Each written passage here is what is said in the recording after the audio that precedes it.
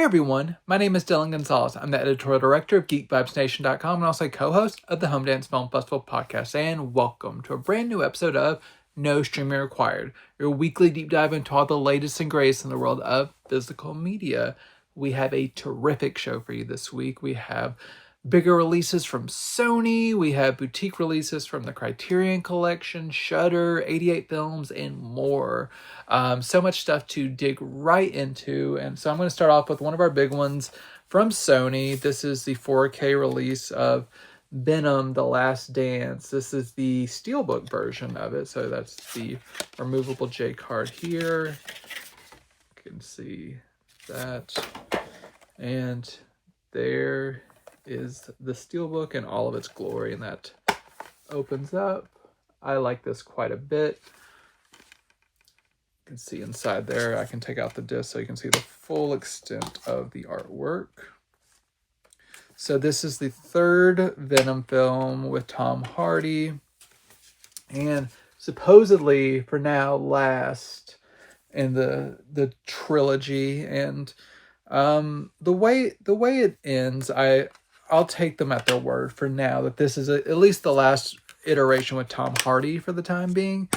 And I'm a person who has gotten a little bit exasperated with superhero movies over the last 5 years or so. But there are still ones that still hit with me. And overall, this is one that I do like more than the average superhero film. I've enjoyed the other Tom Hardy Venom films to one degree or another. And I think this one is a satisfying end to the trilogy. It really focuses a lot. There is a bigger plot, but this is a lot of just like the relationship between Venom, the symbiote, and Eddie, his human host. And they really do have like a fun kind of almost like buddy cop dynamic, and just there's some really genuine humor that like Venom brings out of Eddie that I think is really charming, and all within this kind of larger framework of just supernatural, like alien entities just tied to the overall plot. There's a lot of new people in this, like Michelle Williams does not return. We get Juno Temple, Reese Ifans, and Chiwetel Ejiofor. We have a lot of people in here that are really good actors, but not a lot of the familiar faces from previous movies. And overall, this is kind of a nice breezy time. Like taking away the credits, it ends up at like an hour 35 minutes. It goes by pretty quickly. Some good action sequences, very very funny in points, and just like a good performance from Tom Hardy. So in terms of what I want from a Venom movie, it doesn't overstay its welcome. It's pretty funny, and I overall enjoyed it. It's a very very satisfying conclusion to this trilogy, which I'm glad they're not kind of extending out beyond where it needs to go. But this 4K, this has a standard version and the SteelBook version. In 4K, Dolby Vision, Dolby Atmos audio, looks fantastic as you would expect a new film from Sony to look. Rich, bold colors, really nice detail level, and the Atmos track is a really nice upgrade from the 5.1 that is on the Blu-ray disc that is also included within here. Which that is the disc that houses all the bonus features, which include 7 different featurettes that run like 5 to 10 minutes long, some deleted scenes, and some previs selections where you can see some scenes, how they were kind of storyboarded and how they ended up in the final form. So overall, Venom: The Last Dance is a good addition to your collection. If you like the other 2 Venom films, I think this is one of the stronger entries. I think this is better than the second one. And overall, I quite enjoyed it. So if you're a fan, pick it up. Either the SteelBook version or the standard version from Sony is out now. And you will know that that recommendation is genuine because also from Sony is a title I do not like nearly as much. This is Robert Zemeckis' Here. This is a movie I'd mostly heard negative things about. I'd heard a few people kind of come out to defend this one. And I'm a sucker for kind of more heartfelt stories, so I was going to give this one the benefit of the doubt, which I did. But overall, this is one it did not really connect with me. I think the premise is interesting, but I think Robert Zemeckis kind of focuses a little bit too much on the advancements in technology rather than creating a nice emotional story. the main conceit of this, it's Tom Hanks and Robin Wright and reuniting after Forrest Gump and with Robert Zemeckis. But this is the conceit is that there's a fixed spot on Earth where you see it from basically like the beginning of the Earth over the years, like through the industrial age and all that kind of stuff, and just seeing all the events that take place on this one spot where the camera is fixated the entire time. And this kind of goes back and forth. It weaves in and out of different stories, but the main one that is focused on is this family, but with Tom Hanks and Robin Wright. You also get to see that character as a young boy with Paul Bettany as his father. And then there's all kinds of different storylines within here. They kind of weave in and out. And what really kind of took me out of the story a lot is that there is some de-aging technology in here, so you get a really like young Tom Hanks here. You can see like kind of smoothed over face and like removing all the wrinkles and stuff, and it just is very distracting. I would rather them just kind of hire a different actor as that stage of his life, Tom Hanks, and then just say his name and establish that's the character, and then get Tom Hanks to play the older version if that's what needs to be done. But no, all these directors are obsessed with de-aging performers instead of just making new stars in this. But I digress. That I could probably get past that if the story was really hooking me, but there was nothing really in any of these stories that really spoke to me, and I'm an easy mark. The most interesting story was this one couple where is basically one of the guys invented the lazy boy, and that was kind of the more interesting story. But all this familial strife and unfulfillment of like marriages and stuff, which is going to occur in a different movie I'm going to talk about later in this episode to better effect. And just kind of like medical emergencies and just all this kind of stuff. It was very heavy-handed, as Robert Zemeckis is wont to be. You also have like in like a future version, you have like an African-American family, and they're like teaching their son how to like be like prepared to be stopped by a cop. It's just very heavy-handed stuff that I think Robert Zemeckis almost feels like he's patting himself on the back for introducing these issues, but it's all just kind of very clunkily written, and it just really did not work for me that well. So there were moments here and there that I liked, but on the whole, here is not really a very good movie in my opinion.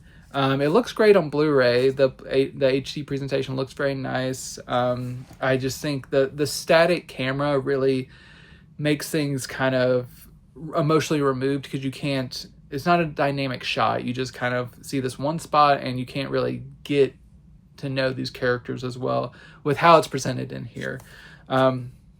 DTS 5.1 sounds good. You do get some deleted scenes and a making of featurette that runs about 20 minutes. So if you are a fan, there are a couple of special features and additional scenes. But overall, try before you buy on this one. It'll probably show up on Netflix or something. I would recommend you rent it. But if you do end up liking it more than I do, the Blu-ray is a solid enough addition to your collection. Going over to our friends at the Criterion Collection, we have some of their February releases. We have a trio of their February releases I'm excited to show off.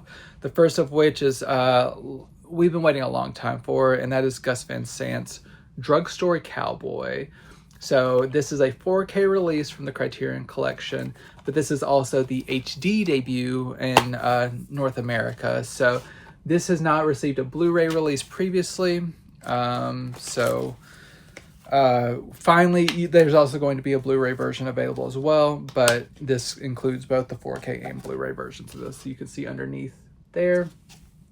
So, like I said, long time coming with having a nice HD and now a 4K version of this available. Gus Van Sant's sophomore feature with Matt Dillon, Kelly Lynch, Heather Graham, James LeGros, an appearance from William S. Burroughs in a key role. This is the fold-out pamphlet you can kind of see here. And this was one that I can thank my wife for manifesting on physical media, because that is her superpower. We watched this last year streaming somewhere, and so I watched it again, and this is much better than that streaming version I saw. But this is about a group of young, like, teens and 20-something kids are like in a group that go around robbing pharmacies to fuel their drug habits, and they just kind of go on a spree of just trying to con and steal their way into drugs and having a good time and everything, and how that impacts them, their triumphs in terms of what you can call a triumph for a junkie, and their downfalls, and how their dynamic shifts over their time together. And this is based loosely on an autobiography, and there's some very dark humor in this one. There's also some very powerful moments as well. I think there's a good tonal balance between the two tones. And overall, I sometimes have a personal issue with drug movies and stuff. They're not usually completely my bag, but overall, I do like this one quite a bit in terms of in the drug movie canon. This one's a pretty solid one for me, mostly because of the strength of the actors and kind of the tonal balance and how they handle kind of the drug content for me. In terms of this 4K, this is a 4K restoration of the Interpositive in SDR. There's no HDR here. This is standard dynamic range, but you do get the full 4K restoration on a 4K disc, and you do have a little bit of refinement to the colors just by virtue of it being a 4K disc with the codec that is used here. It gets a little bit more juice out of the colors and stuff. But so this is a 4K restoration that has been supervised and stuff by Gus Van Sant. This is how he wanted to look. It's not the most colorful movie as it is, but everything looks accurate. Nice film grain that has been retained. Nice details, deep black levels, no blown highlights or anything like that. Overall, just a really nice, consistent 4K transfer that looks really nice for, especially being from an Interpositive. It looks really nice. This does have the original DTS 2.0 audio and LPCM 2.0. So not DTS, LPCM 2.0. You do get a archival commentary track with Gus Van Sant and Matt Dillon. You have a archival making of featurette. You have 2 new interviews, one of which is with Kelly Lynch and one of which is with the cinematographer. I do like the Kelly Lynch interview quite a bit. She goes into a lot of interesting territory. You get some deleted scenes. That runs about 50 minutes long. There's a lot of deleted scenes. They're in rough quality, but you do get those. So overall, if you've been waiting for Drugstore Cowboy, really good release from the Criterion Collection. I'm glad that Lionsgate allowed them to license this, so I hope to get even more from that collaboration. So Drugstore Cowboy, if you're a Gus Van Sant fan, check this one out. Also from the Criterion Collection, from the late, great Jean-Luc Godard, we have his version of King Lear. This is from 1987. So the Criterion Collection, from what I've read, has had the rights for this for a while. So fans have been waiting for this for like 6 years, and it's finally coming out. In terms of Godard's output, anyone who's seen later period Godard, especially in the 2000s forward, can know how challenging of a filmmaker he can be. But even his earlier work in the 80s is a little bit of an endurance test to some extent. I will admit, I don't think I got everything that was going on in this movie. But to be fair, I think that's a common thing from viewers about this movie. It is a very opaque version. Like it is certainly Godard's vision of King Lear, which in this context, the most rough way I can tell you is that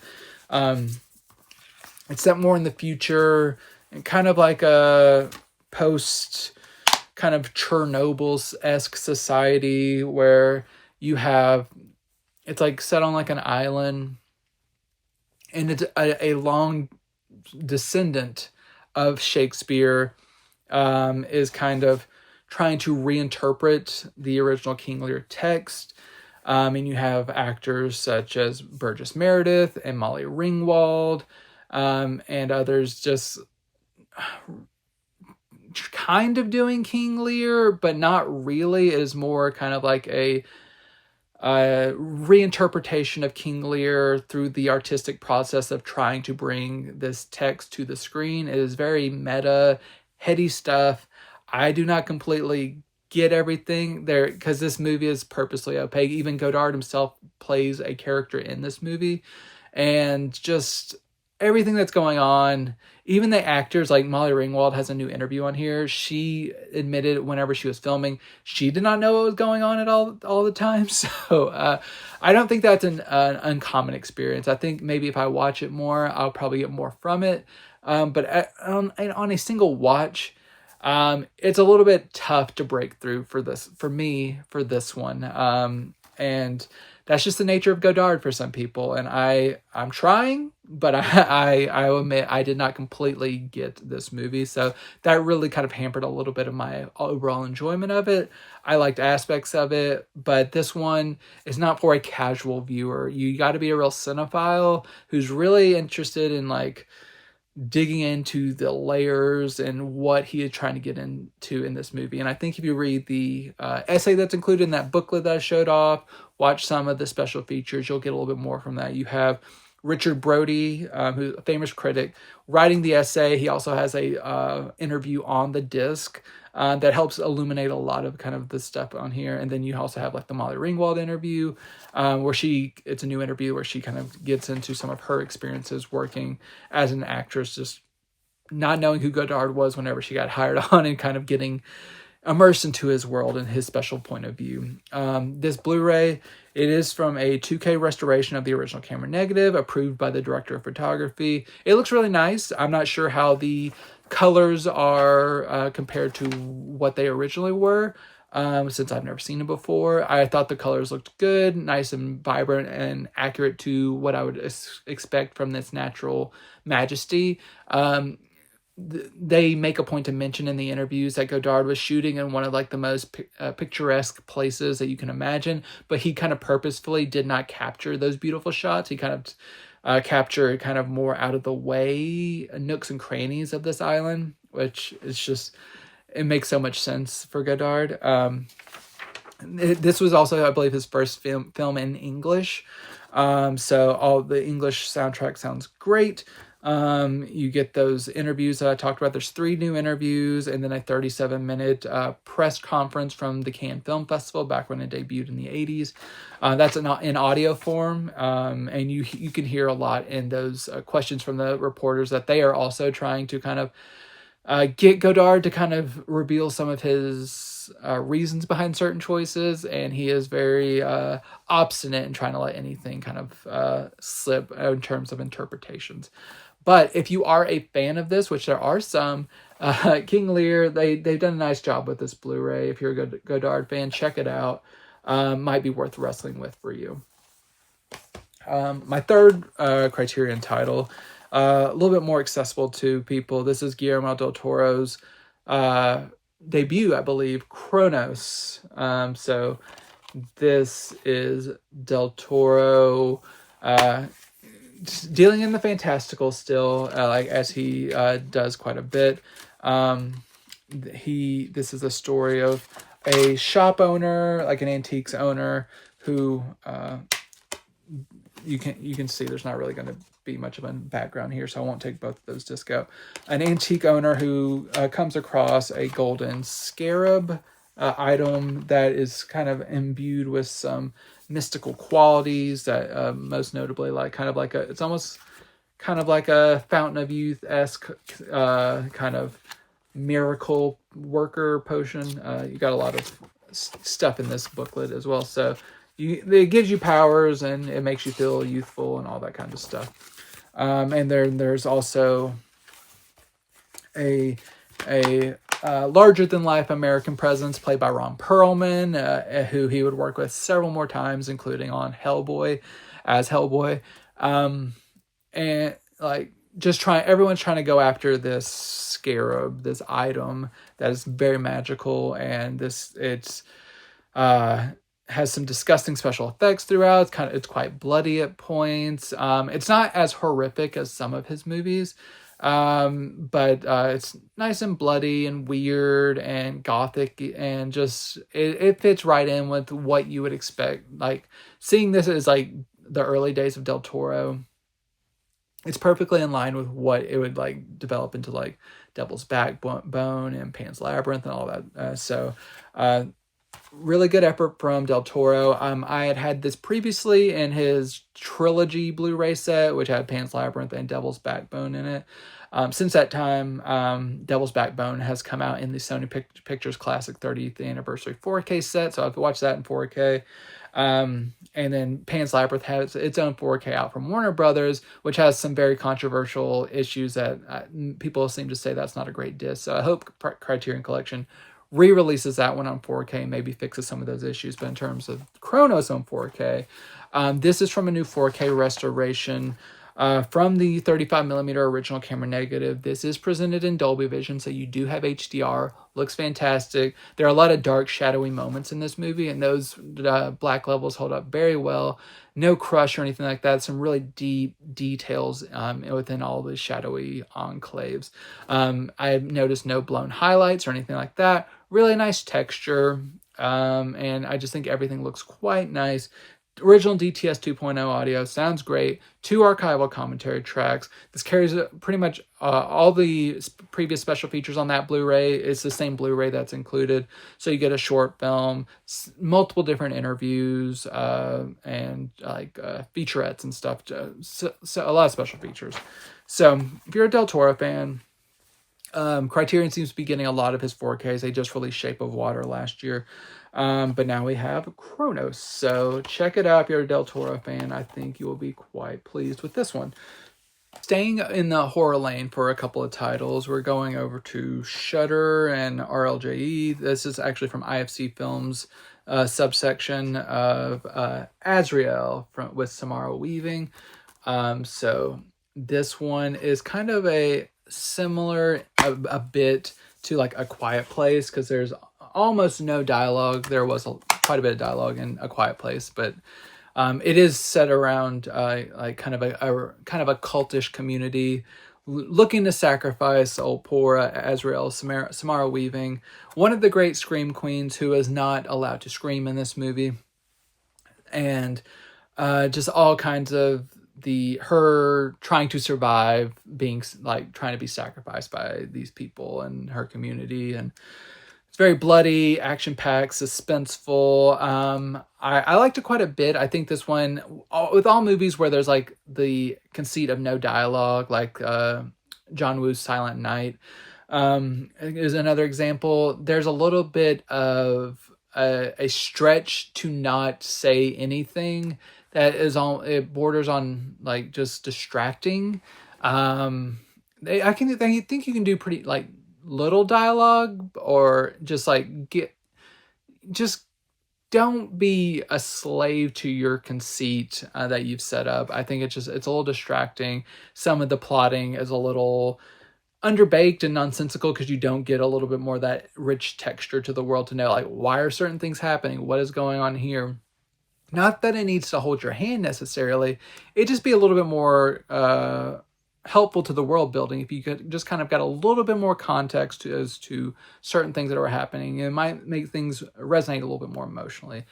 Nevertheless, it's still a good movie. Samara Weaving she really shows off her physical acting abilities. We already know she great like comedic actress, screamer, just everything. She's one of my favorite people in horror in kind of the modern era. And this is another good one from her. It might not be her absolute best, but it is very good. Great HD transfer from IFC Films and Shudder. You do get a filmmaker commentary track. You do get several different galleries, behind the scenes featurettes, and more. So overall, if you're a horror fan, Samara Weaving fan, Azrael, IFC Films, and Shudder, check it out. Also from Shudder is another entry in the long-running franchise. This is VHS Beyond. So the VHS franchise has been going on for over a decade. And this is the one, the latest chapter that just came out in 2024. So this one goes more into the supernatural / like alien realm a little bit, and there's some really good entries. I think this is actually probably the most consistent VHS installment for me in a few installments. That they've been doing pretty good recently, but this one is really good in my opinion.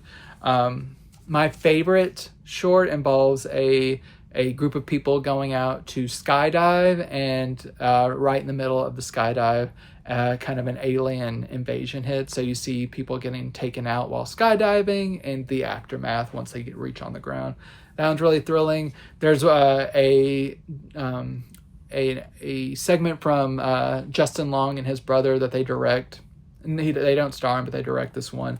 Very similar to kind of, amusingly, to kind of Tusk, which Justin Long did star in, but this kind of goes into like kind of a more canine direction of Tusk, and there's one that's kind of Bollywood adjacent in the horror. So there's like there's a little bit of an international flair to one of the segments. There's a lot of good stuff in here. Kate Siegel, who is married to Mike Flanagan, been in many of his projects. She makes her directorial debut in the final main segment of this one. That's also really good.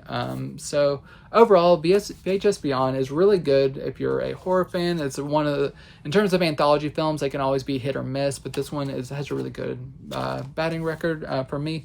There's also some special features. It's not loaded, but there's some some previs on certain segments. Some auditions, behind the scenes of like making ofs of one of the segments, and a few other like trailers and stuff.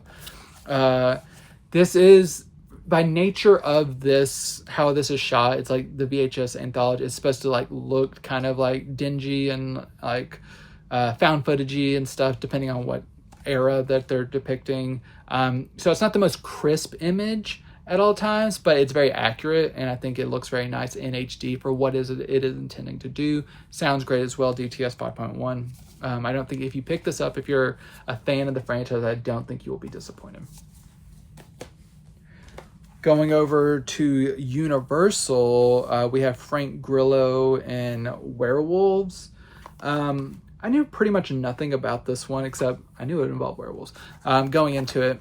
But I was a little intrigued by what this ended up being, because it was kind of a little bit of a different take on the werewolf genre than I've seen a lot recently. I'm sure it's been done before, but a little bit different for me. This involved it's like a society where the previous year a supermoon activated basically like the werewolfism in anyone who came in contact to the rays of the moon and stuff. So it's kind of like almost like a Purge-esque night where everything is shutting down because there's a new supermoon coming where everyone who is affected is going to turn again. And if you get like hit by the sun, moon's like rays, you'll turn into a werewolf. And there's like this task force trying to take out these werewolves that are happening. So it's like a very action-oriented event, and it's like some good action. It's not really scary, I would say. It is more action oriented. You do get Frank Grillo, Lou Diamond Phillips, and some other actors that I'm sure you've seen in various, like, hey, that person in that project, that kind of thing. Everyone does a solid job. It's just kind of a mindless werewolf action tale. I didn't hate it, didn't love it, but it's like, it's perfectly serviceable, like horror action movie. If that appeals to you, I really like that there are some visual, like digital effects in here, but they do some practical effects that I do really, really appreciate. It goes a long way with me. I'm very much a practical effects person. So anytime they had practical effects werewolves, love that. I give them major props for that. And of course you had the normal CGI enhancements and stuff, but overall, decent enough movie, and worth checking out on Blu-ray. You do get a nice HD transfer. You do get some deleted scenes, DTS 5.1 sound. So overall, solid disc. One more for the horror space. I have All You Need Is Blood. I believe this is from Level 33 Entertainment. This is a burned on-demand disc, manufactured on demand, so you do have a burned copy. So if you have a player that does not work well with burned disc, be aware of that one. This is about a young aspiring filmmaker, a teenager who he's not into horror movies. He wants to do a serious dramatic project that means something.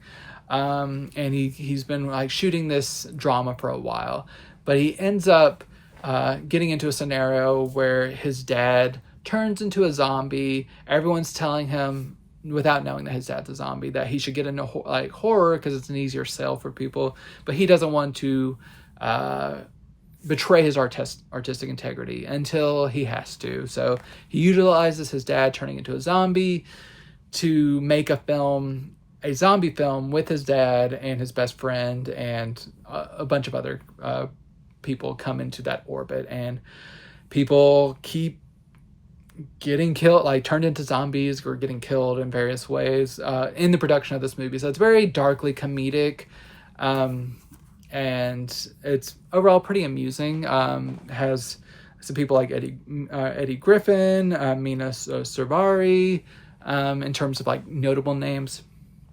Really good like practical gore effects that are grisly in the best way.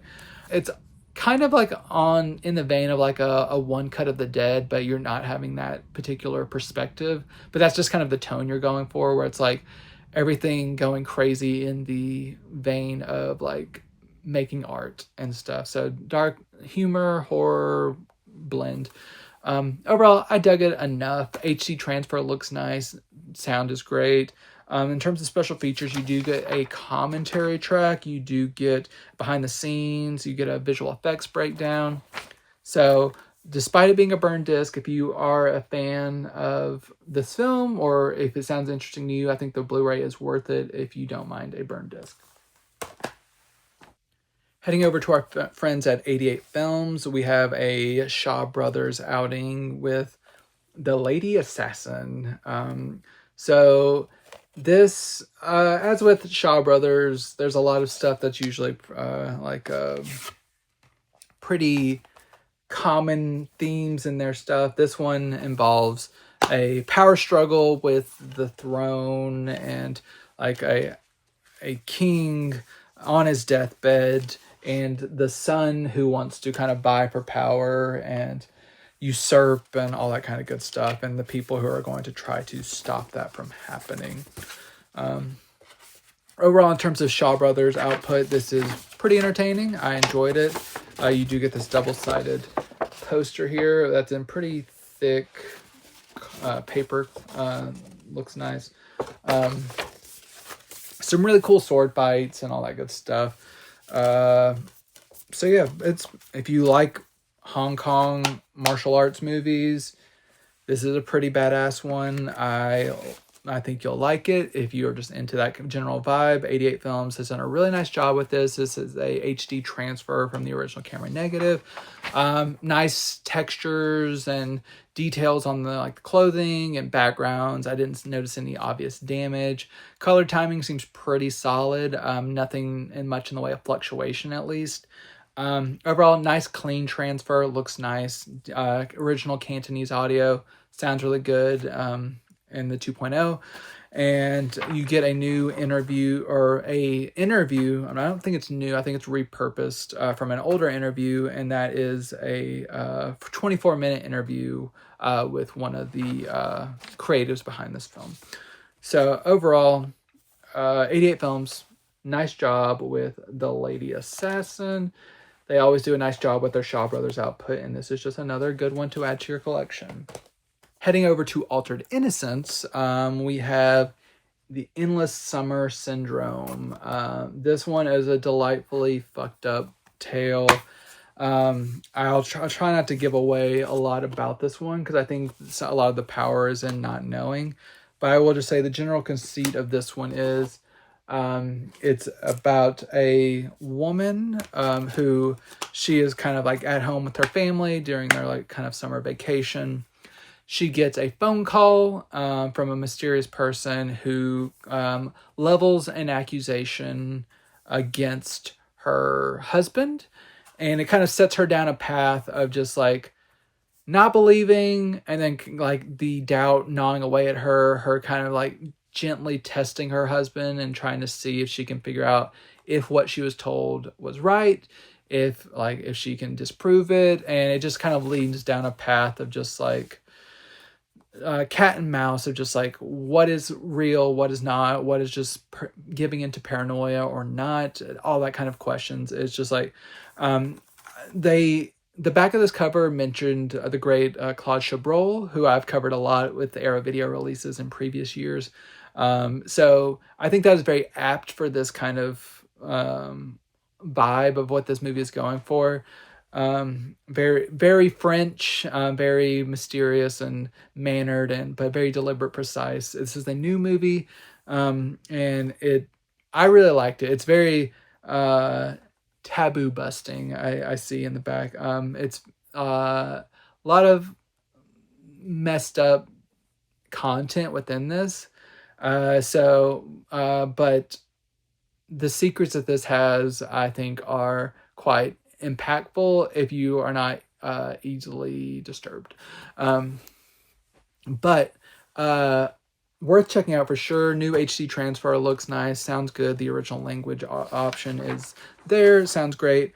You do get a 17-minute collection of interviews with some of the creative figures involved with this. You get some trailers, a couple different trailers, and yeah. So Altered Innocence fans, Endless Summer Syndrome, very much worth checking out and discovering all the secrets it has in store for you. Going over to MGM, we have some pressed manufactured on demand discs. These are not burned discs, but they are manufactured on demand. This is the first of which is The Happy Ending. This is a film that was previously released by Twilight Time, I believe back in 2016. Yes. So this is for that release. It's been long out of print. You can now own this again. I made allusions to this earlier whenever I was talking about with Here and the discontent of marriage and stuff, and that kind of overall theme that's handled, I think, much better here in The Happy Ending. It is about a woman. You kind of get her perspective within her marriage, where you can see that she has been taken for granted. She kind of is in a loveless marriage. She believes that her husband is probably cheating on her, but she's just kind of been checked out regardless for years. And her trying to come to terms to what happened to get her to this place, what she wants to do about it, and just kind of a woman trying to break out of the doldrums of this suffocating marriage. This makes complete sense for like the time period in which it was made. I believe this was in the 70s. And that is really just kind of in the thick of like women's liberation and really getting a sense of just like you can choose your own freedom and stuff. And that's really reflected in the filmmaking of just like you don't have to just be doomed to a life of unhappiness. And I really like this quite a bit. I find it very similar in tone to kind of like Diary of a Mad Housewife, which is also a film that I quite liked. So yeah, I like this one quite a bit. You had like Gene Simmons, John Forsythe, Teresa Wright, Lloyd Bridges, Shirley Jones, Tina Louise, a lot of good performers in here. But Gene Simmons, she is the star and she does a really great job. And I liked it quite a bit. So this is most likely the same exact transfer as that previous Twilight Time release. So it's a little bit older. Nothing terribly like damaged or anything like that, but it's not going to be like super crisp or anything, but it looks perfectly serviceable for what it is. These types of MGM releases are usually not remastered and rescanned and stuff. They're usually just kind of whatever they have on the shelf. They just put it out. And overall, for what this is, it does a good job. You don't have like egregious DNR or anything like that. It's just older, more than serviceable master. In HD, looks good. No special features. So if you just want to own this movie, if you missed out on it, the happy ending, it's a good movie. I liked it quite a bit. A new release from this MGM line is Full Moon in Blue Water. Full Moon in Blue Water with Gene Hackman and the late great Terry Garr, who we just lost recently. I was a big fan of hers, and she does a really nice job in this. Love Gene Hackman. Just saw a recent photo of him last week, and I'm glad that he's still sticking around. Knock on wood. I will not actually knock on anything because I don't want my dog to go crazy, but I love Gene Hackman, and he's great. And you also have Burgess Meredith appearing again after being in King Lear earlier in the episode. So this is about Gene Hackman playing a man whose wife a year previously had disappeared while out on a boat. He's holding out hope that she will one day return, even though all signs point to that she was most likely lost at sea and probably dead. So him kind of dealing with that grief. He sometimes has visions of her whenever he's dreaming, but he's also kind of starting up a thing a little bit with Terry Garr's character, who's like kind of in her own kind of purgatory of just like in a struggle of a life situation. And then Gene Hackman is also taking care of his dad, played by Burgess Meredith. There's also some other people throughout, and Gene Hackman runs a failing bar that the bank is trying to seize. All this kind of stuff is like, it's a small town drama and all the stuff that goes along with that. So if you're into that small town drama, I think you'll like this one quite a bit. I did like this. If you like the performers, check it out.